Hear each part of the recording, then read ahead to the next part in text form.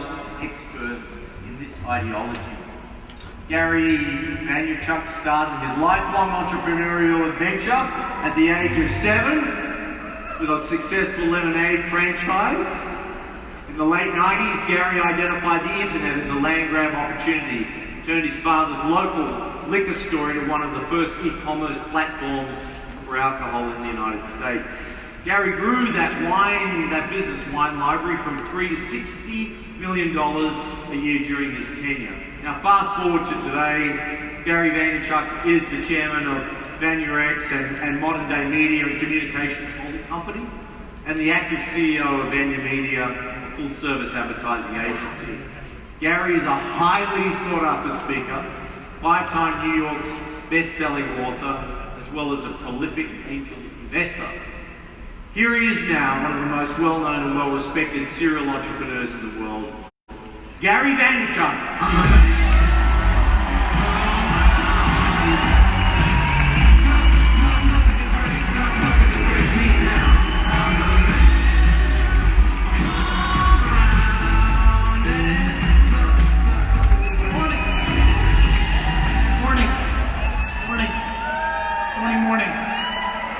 Morning. How is everyone? Good? Good. So nice to be here. So there's a lot of different things that I want to talk about, and I'm extremely excited to be here with you this morning, and especially what excites me is being backstage, understanding the themes that we're talking about. For me, it aligns so deeply where my focus has been from the beginning. To me, if you're not reverse engineering the customer, you are extremely vulnerable. Whoever brings the most value to the end consumer always wins. If you look at the history of business over the last 100 years, the products, the services, the organizations that deeply go to the end consumer and create leverage with that consumer have historically always won. And the ones that start to look at their own P&L, their own margin, their own selfish short-term needs tend to always create vulnerability. So for me, this started a very long time ago. When I think about my career, let me give you a little context because I know a lot of you don't know who I am. I was born in the Soviet Union. I came to the US when I was 3. I was very much in an immigrant upbringing. I lived in a studio apartment the size of this circle with 8 other family members. So the beginning was extremely rough, a lot of challenges. My dad got a job as a stock boy in a liquor store, and that's kind of where our American dream started. Now what's interesting is, for me, entrepreneurship was extremely natural.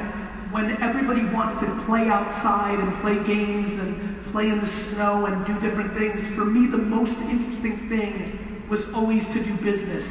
Whether it was to shovel somebody's snow and make $5, whether it was selling lemonade, which was a big thing in the Americas, I was always naturally interested. However, what's interesting about my entrepreneurial career is that it was extremely focused on one core thing, and it's the biggest thing that I want to talk about in this room.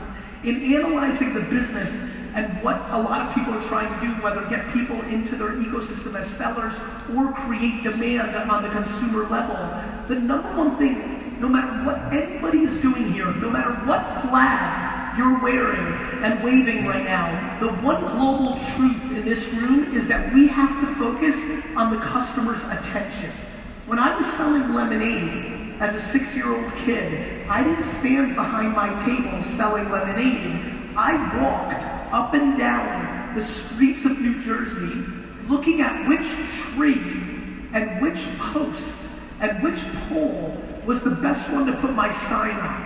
I've been focusing on these eyes and these ears for my whole career. From when I was 6 to when I'm right now, literally, as that lovely lady was being brought backstage and put out here only a couple minutes ago, which was amazing, by the way. Let's clap it up for her one more time. As amazing and sweet and such a moment as that was, I still was on my phone replying to somebody on Twitter that had a question. To me, I have an obsession, and it is an obsession to transfer in this time that I have with you a religion, because it is a religion. To me, the greatest customer experience is actually caring about the customer. Yep. Yes is right, Mom. I see you. That's exactly the game. There's only one game. Whoever cares about the customer the most wins. Either you spend time developing your resellers or you don't. Either you put in those time and those hours and you have those calls and you meet with them face to face and you do Skypes and you do whatever you can, or you just play a game of numbers and you're just trying to get as many people in and you don't care about them, and thus you create the vulnerability of them going elsewhere. For me, what's so important and incredible during this time is this was invented. Every one of you have this. You like the phone?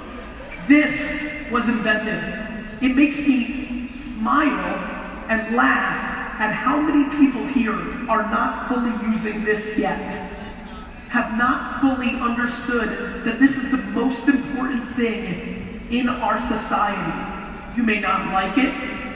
We did not grow up with it. I did not grow up with the internet either. I was 18 years old before I ever went on the internet. But the reality is, if you do not understand that this controls the attention of the people that you're trying to reach every single day, then you are making an emotional decision of not liking technology, not a rational business decision. This is where attention is now being played out. This is where you have to be the best in the world to advance your business. This is also the place where somebody who hasn't been doing this for 15 or 20 years, doesn't have your experience, can walk into and in 24 months create control and create enormous scale and real competitive advantage against you. This is the variable. So for me, when I was growing up, first it was the signs, then I sold sports cards. They're ironically making a huge comeback now in China and the United States, basketball and football cards. And as I'm watching this, it reminds me of when I was 14 and 15 years old, where I feverishly looked at the table that I had at every show and would change where the products would go. I would walk the show and try to figure out what prices and what offerings were the other dealers doing. I was listening. And I will tell you that one of the number one things that every single person here can do, whether that is on Weibo and WeChat in China, or Line in Japan, or Facebook and Instagram, whatever the platform is, right now, the amount of talking that customers and partners are doing on these platforms and giving us what they're interested in, what they care about, and your ability to read that. This is not some massive data scheme to get people's information. This is 1930s, good old-fashioned, sit down and have a cup of tea and listen to the customer and then do something about it. As technology grows in our society, the behavior of our grandparents is the thing that will most likely build our businesses. The true reality in this room is that we need to use technology to get us closer to human interaction. Technology is not replacing human interaction. Technology is now the gateway to human interaction. It's true. We live, and this is a very global audience, and I have offices all over the globe. My friends, we live in a time where we as people demonize technology. We see what's bad in it, the shortcomings. The reality is, let's remind ourselves, everybody here is in this conference in a business mindset. This is the context of business. That is what we're doing in this room. as it goes for business, the technology advances of the last 15 years have been the greatest acceleration for everybody in this room to be able to get what they're looking for. That is a remarkable feat. I want to remind everybody that this phone in everybody's hands is more powerful than the computer that Ronald Reagan had running America during his presidency. This is a remarkable situation. And so here's what I've got to say. I'm going to give you a very simple story that is very important for the context of this room because it talks about mindset and going on the offense versus going on the defense. If you think about everything you've heard, right? All of it around customer experience is predicated on one mentality. Did you come to Utah and spend some time to go home and do nothing about it or do something about it? It's really that simple. To me, it's just one simple game of are you going to go on the offense or will you just leave, be motivated, be excited, but then just go back to your same behavior. As somebody who writes a lot of books and puts out a lot of content and does this speaking quite a bit, the thing that's most remarkable for me is what happens between the way you feel right now and next Tuesday, right? Right now it feels good. Right now you're like, oh, I'm gonna do this, I'm gonna do that, and I've got this other idea. I'm about to spit 20 minutes of ideas that I think you should be doing in 2019 that are working to get sellers or to have customers in the end. The problem is, I'm trying to make sure that I set up the mental foundation of that first, because I can give you the tactics, but for example, 90% of this incredible conference right now, 90% are too scared to make a video with them in it because they worry about what somebody's going to say in the comments, that they don't look good, or their makeup's bad, or they are stupid. 90%. The biggest singular variable that is stopping people in this room from going to the next level, whatever that level is for them and how they see it, is strictly insecurity. Strictly the fact that the majority of human beings in Earth right now are not doing things because they're worried about the judgment of strangers and people they don't even know. The greatest opportunity in the history of business is producing content on the internet on the 15 platforms that are winning globally. WeChat, Facebook, Instagram, Weibo, Line, Snapchat, LinkedIn, YouTube. The greatest. Let me remind everybody here that the platforms charge nothing for the content to be distributed. This is not buying a booth at a conference and paying $5,000. This is not buying a newspaper ad in your local. This is free. Now, you can run ads, and when ads are underpriced, I always recommend it. For example, how many people here have an Instagram account for their business? Raise your hands. You're using Instagram for your business. Raise it high. I want to see. Actually, stand up. Stand up if you're using Instagram for your business. Don't be lazy. I want to see it. I want to see it real quick. Don't be lazy. I saw some of you raise your hand. Okay, keep standing for a second. It's good for your blood circulation, so stand up if you're in it. For everybody who's standing, I'm going to give you a tactic. This comes from the CEO of the largest independent advertising agency. We spend hundreds of millions of dollars on advertising and see the results across all businesses. Plus, I, as a human being, am producing the most content on social media in the world. I produce almost 100 pieces of content a day across all these platforms. If you are standing, the number one thing that you have to do when you go back on Monday is you have to run an Instagram story advertising. Right? So there's regular Instagram, and then there's stories, right? If you're standing, you know Instagram, you know that there's the stories.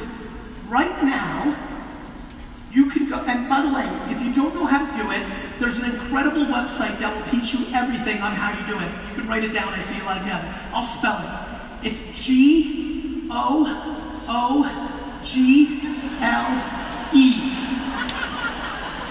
All you have to do is type that website in, go to it, and type in, how do I run an Instagram story advertising? You hit enter, they'll show you. Here's why I'm telling you to do it. You can sit down now, thank you. My entire career has been based on one massive principle, followed by a second. Number one, acquire underpriced attention.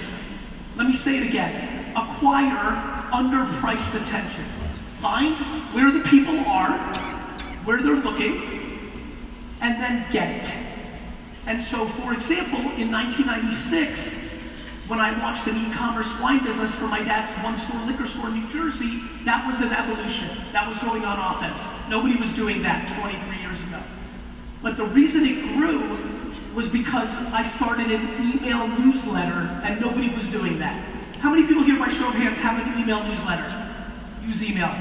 So for the ones that raise their hand, I had 90% open rates in 1996. 90% of the people that got the email looked at it. Today, if you're in the 20s, that's remarkable.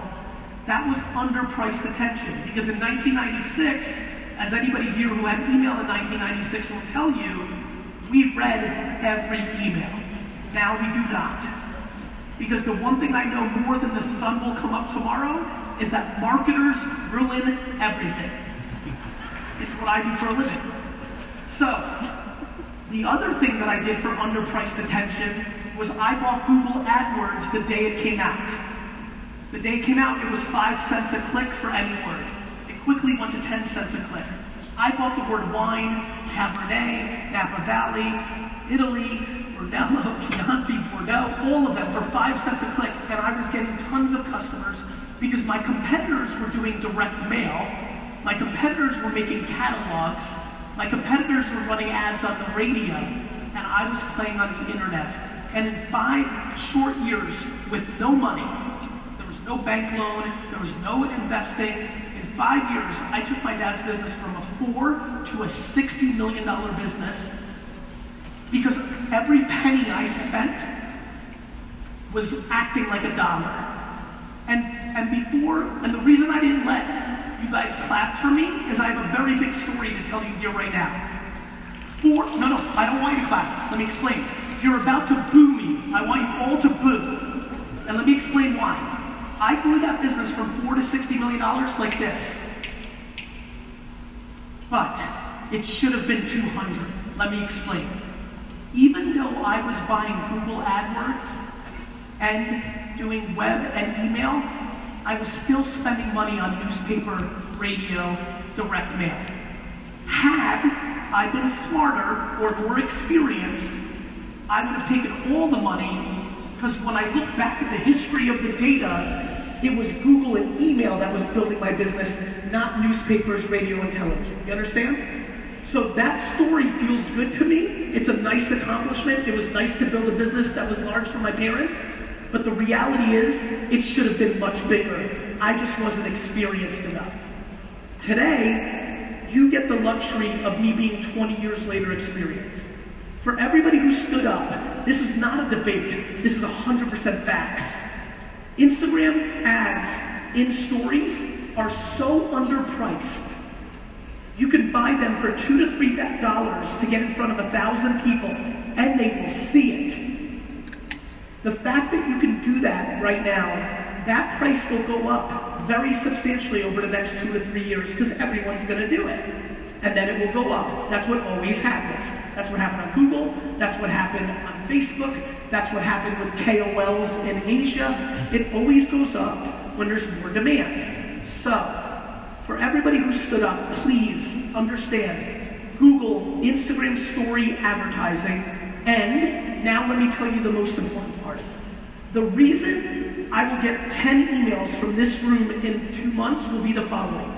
6 will say that I'm a genius and they love me and it changed their business because of this one tactic. That will happen. 4 will say I'm an idiot, stupid, and they hate me. But here's why. What I'm telling you to do is 100% right. The problem is the video you make or the picture you make is the variable if it will be successful. Getting ready for this event, I went on social media and looked at everybody who was posting with this hashtag or in this ecosystem. 90% of the content was garbage. And let me tell you why I think it was garbage. It was self-serving. It was either building the facade of a ridiculous lifestyle that is selling a dream that is not achievable if you don't put in a lot of work. It was me, sign up with me. It was bringing no value to the audience. It was selfish. It was selfish. It was short or selfish. It was fast or me. All of the opportunity, all of it, is when you make content for them and you talk about slow. I understand, especially in this ecosystem, that the lifestyle and the dollars and the passive and the freedom is such a selling point. It is also the biggest reason most people don't come in, because it's over hyperbolized and feels fake. Period. You know it, I know it. And so for me, in an unbelievable passion to bring value to this audience today, please understand the following. Underpriced attention is the religion that you need to play in. For example, when's the last time you sat down and just called all of your sellers one by one and just said thank you? Just that. Just actual depth. Instead of hunting, how about we take this talk and actually start talking about the real customer experience, which is farming. It is farming. We are so hungry for the next person into our ecosystem, we take for granted the 100 that are already in it. So many of you, if I sat down and had dinner and analyzed your business, it's the fact that you're losing people faster than you're gaining them is your vulnerability. It's not your inability to get more people in, it's your inability to keep people you have, and all you need to do is give a crap. That's right. I wish you could zoom in. I don't know if you can zoom in. I don't know how this works, but if you could see it, the amount of goosebumps on my arm right now, and I'll tell you why. And I will tell you why. I know, as I stand in the middle of this circle, I know that sheerly just going back, just going home, first of all, let me give you another tactic. Every person that you have on your selling team, you should follow them on every single social network, and you should watch who they are as a human being. If you find out that they're a huge Messi fan, the great soccer player, and you send them a jersey for $80 for them with a note and saying, thank you for being part of my team, that person will stay with you for 6 years, not 6 months.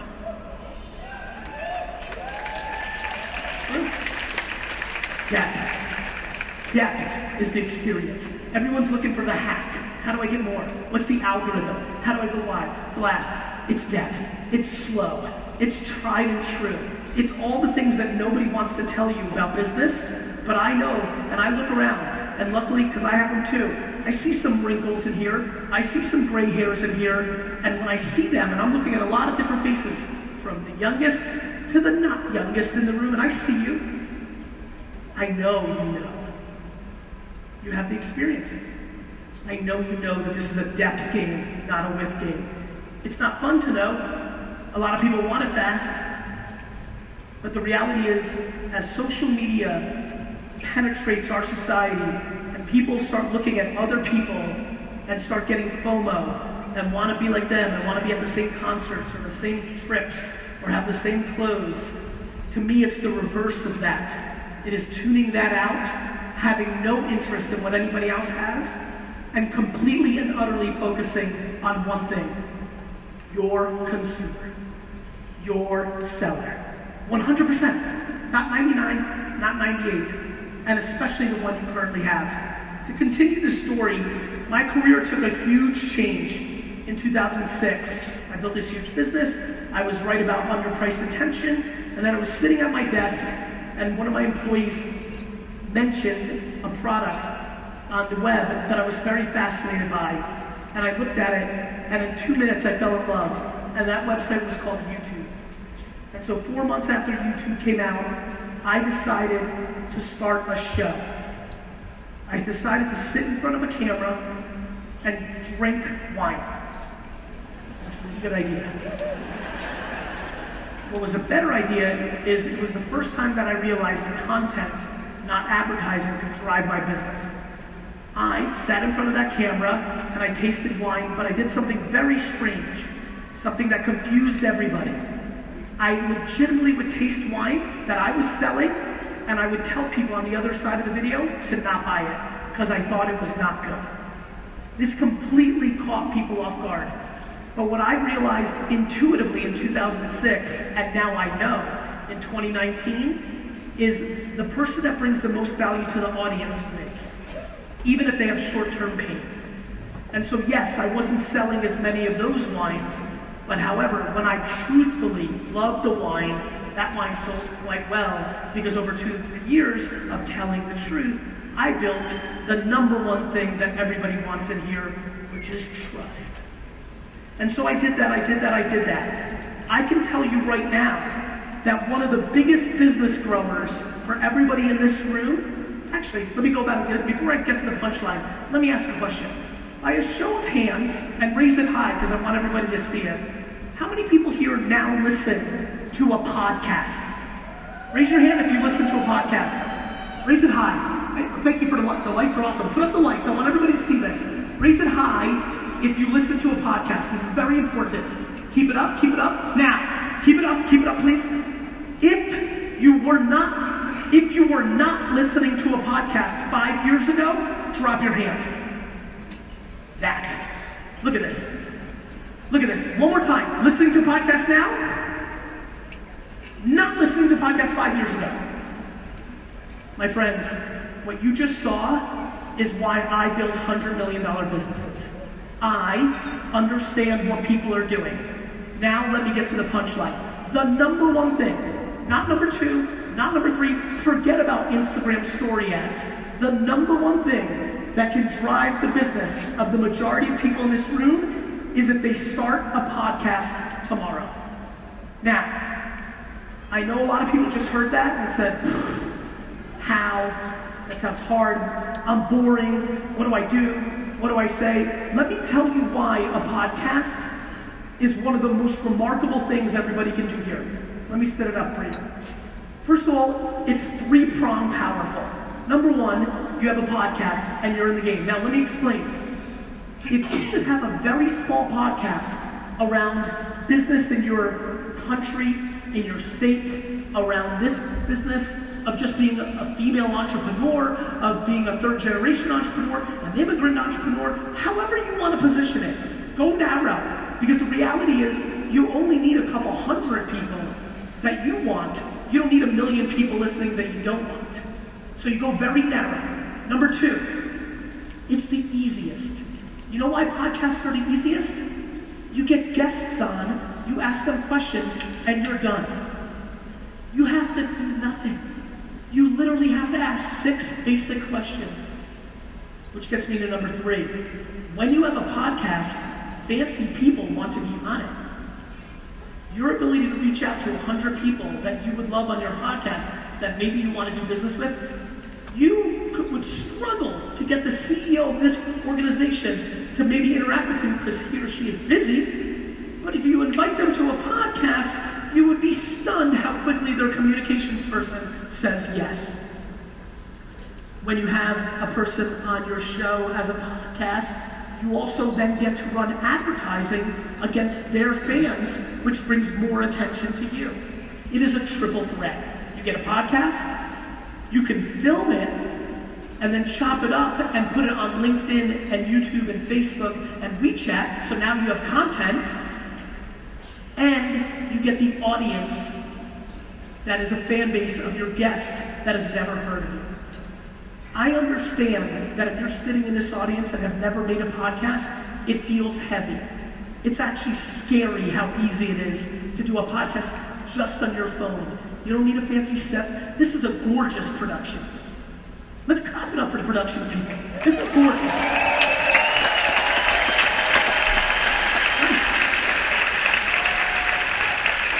This is a to-do. This is a to-do. You don't need that for your podcast, especially not for episode 1. For episode 1, you've got this. And if you need step-by-step help on how to create podcasts, There's a remarkable website for that. Good job. And I mean it. And by the way, if you're like me and you're very bad at reading and keeping information, the number 2 search engine in the world is called YouTube. And you can go on YouTube and type in how to set up a podcast, and there are 8,000 videos that step by step, within 20 minutes, for no money, will have you in the podcast game. And then if you're a grinder, see, so much of my advice requires work.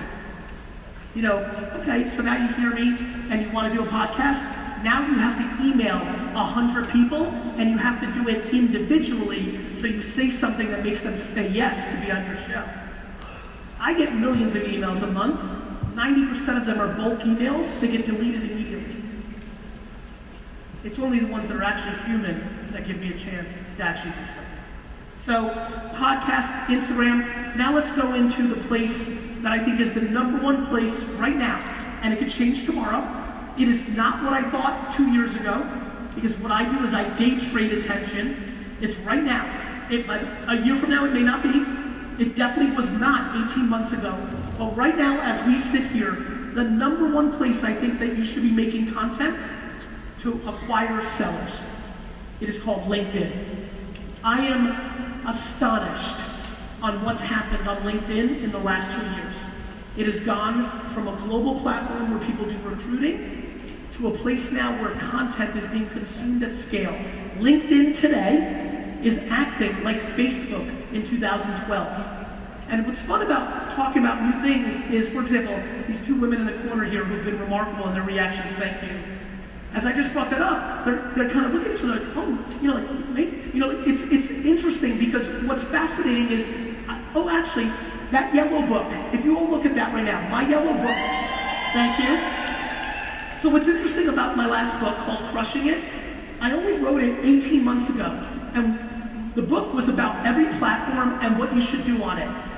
You can't see because it's small, but this is crazy. LinkedIn wasn't even in the book. I wrote about Musical.ly, which is for 12-year-old girls in America and China, and I didn't write about LinkedIn. In that 18 months, which is not a very long time, I stand here today and tell all of you to your face, it's the number 1 place to acquire sellers. Now, if your post is about cash and Lamborghinis, I don't think you're going to convert as well. And I know you love cash and Lamborghinis, I watch you. But if you sell the truth, which is if you put in work, and you're patient, and you bring value, maybe you can build something. If you put out content about how you did it, your story. People always ask me, what do I talk about? Start with your truth. How'd you get in? Why? What's worked? What hasn't? You've got a week's worth of content right there. LinkedIn is the only place right now that you can go, have no followers, 0. Post a thoughtful, good piece of content, and have 25,000 people read it. LinkedIn.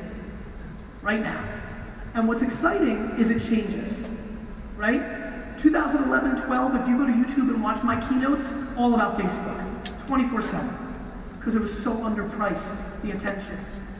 And it worked, and I know a lot of you took advantage of it, and a lot of you didn't, and now you regret it. I promise you, if you do not heed my call for LinkedIn, in 4 years, when you see a piece of content from me saying LinkedIn is dead and the great 4 years is over, you will regret it, because you're in this room right now.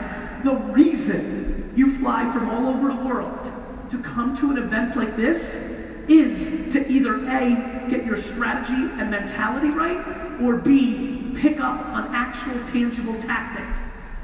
I want to give you both. I'm in the clouds and the dirt. I'm in the clouds and the dirt. I know that I'm giving you tactics for the last 20 minutes, and I know that the biggest thing on my mind as I stand here is the fact that so many of you are not doing certain things because of the relationship you have with your mother and father and their judgment. The clouds. To me, that's so fascinating. I'm so the beneficiary of parents that built self-esteem and did not create entitlement. Most people are edged one place or the other.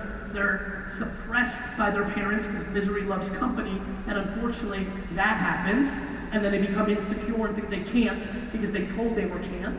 Or they're all the way over here, and their parents created entitlement. How many people here are parents of 15 to 22-year-olds? Raise your hand.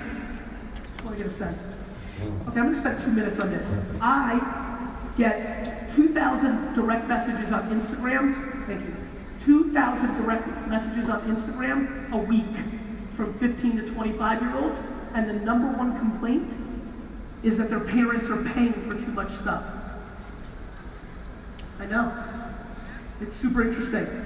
We are living through a very interesting time where we are creating fake environments for children because we're over-coddling them and we don't want them to deal with adversity, which then makes them completely incapable of dealing with real life when they leave. This is becoming a massive epidemic, and I wanted to spend 1 minute on it for all the parents that raise their hands. Please understand that losing is your child's best friend. Losing. And this generation of parents that over-coddle and try to protect, and 8th place trophies,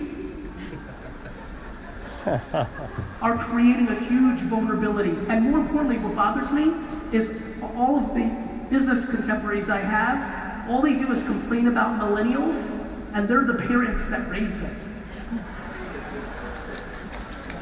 Very funny who complains about millennials. The people who made them. Entitlement. And that is a segue to where I want to go about business. You are not entitled to anybody signing up with you. It's a big deal. I'm glad you picked up on that. I have no idea who you are, but thank you for that share. You are not entitled for anybody signing up with you. You are not entitled to anybody buying your product. There's a million options.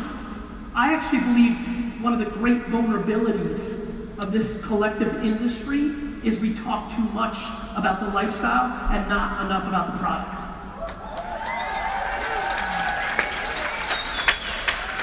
For everybody that's here as a leader and made the commitment, you need to be great at both.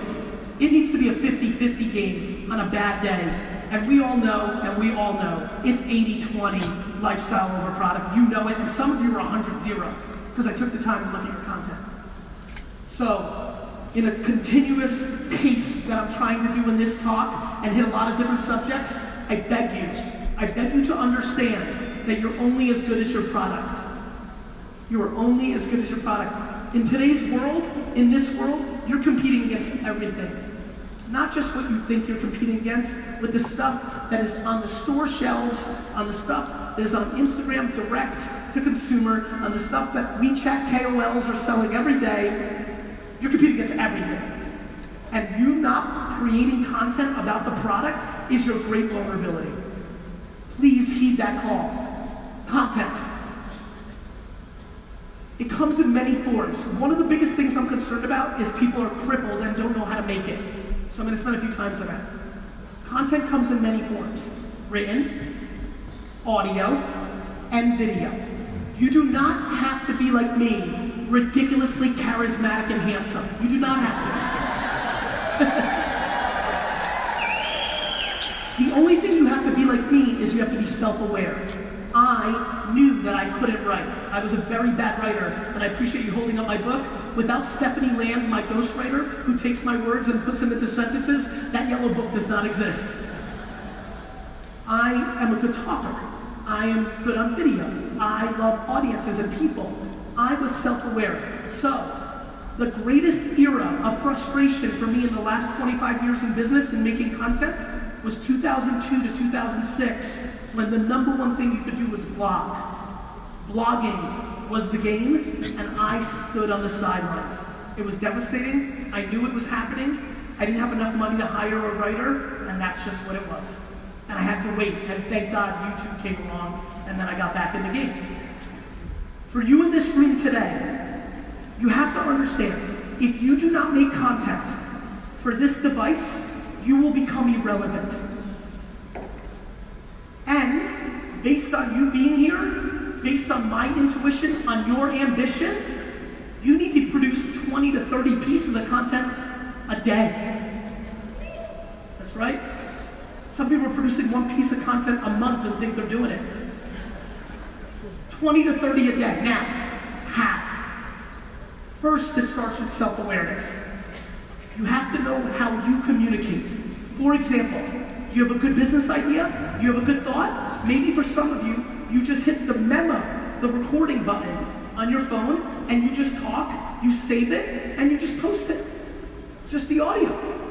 Others in here are very different than me, and they're great writers, and you can write 2, 3, 4 paragraphs on LinkedIn and get that audience. For others, it is video, but it doesn't have to be a fancy camera like this or great lighting. It has to be your camera on you before you get a D-Rock or this and that. You could just do it yourself. I'm telling you right now, and I'm telling you emphatically, if you are not producing content, if nothing else, back to getting on the exercise trail, just produce one piece of content a day. Just start. And if you're at 1, go to 2. And if you're at 2, go to 4. And if you're 4, go to 8. When you start understanding, there's a really interesting thing I put out on the internet that's been downloaded millions of times. It's not here.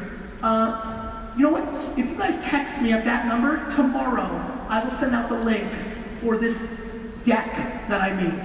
I made a deck. Oh, by the way, I apologize. That is only working in the US now. So if you're international, you can go to Facebook or you can email me. Or you know what? Actually, you know what I'll do? However you do it, tomorrow I will put everywhere I put out content a link to this deck. It's called the Gary V Content Model. It's 80. You liked it, right? It was good. It was good and free. I'm free like that. And so it really showed people how I do it, how I record one thing, but then I get 100 pieces of content out of it. I know you're busy. I know there's other things. Plus, I want you doing things that take time. Think about this. I want you to make content, and I want you to call every one of your sellers and tell them you love them. It takes time. It takes time. But in a world where everybody's trying to figure out the algorithm, or the AI, or the system, or the hack, the secret is, it's the old school stuff. It's the, hi Jan, just want to thank you for being on my team for the last 2 years. How's Corey? Because you know who Corey is because you're paying attention. Great, have a good day, bye. That phone call makes them stay on your team for 2 more years than they would have if you didn't make it.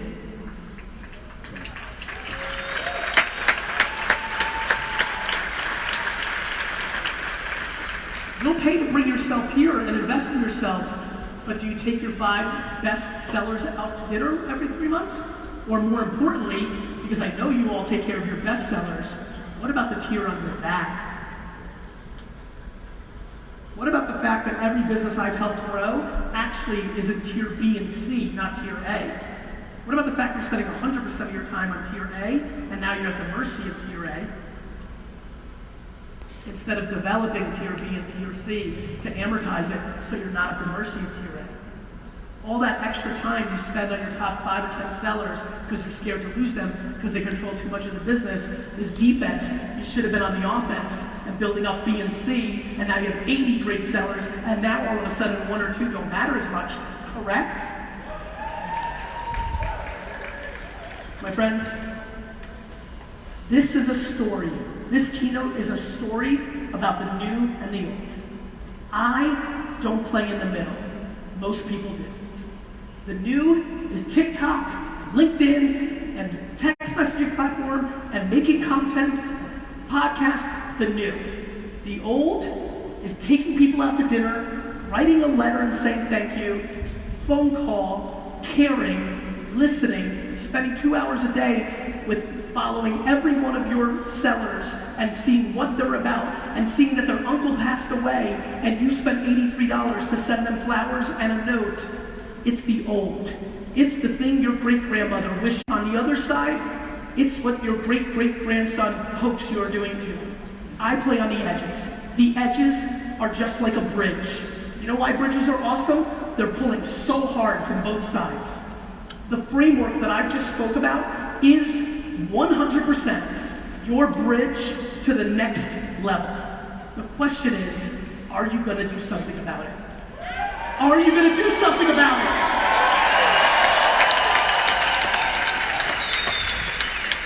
Let me leave you with this. I know, I don't want to go either. They keep it tight.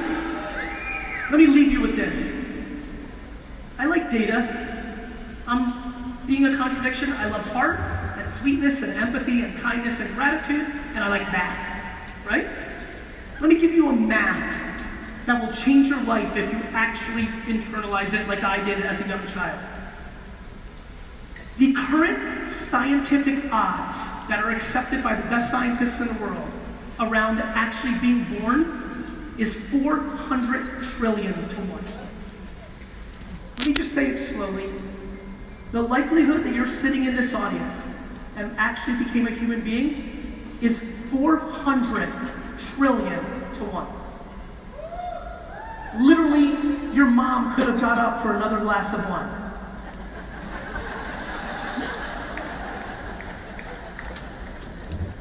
I implore you to live like that, to change your perspective on the ridiculous miracle that it is that we're actually people. You could have been a tree, but you're not.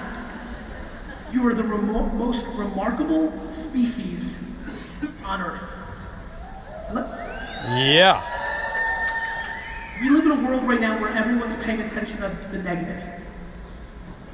The reality is, it's never been a better time to be alive.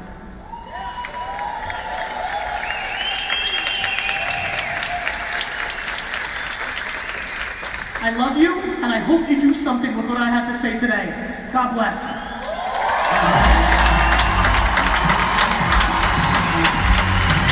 Thank you. Thank you. Thank you. I see you. I see you. Thank you so much. Thank you for having me.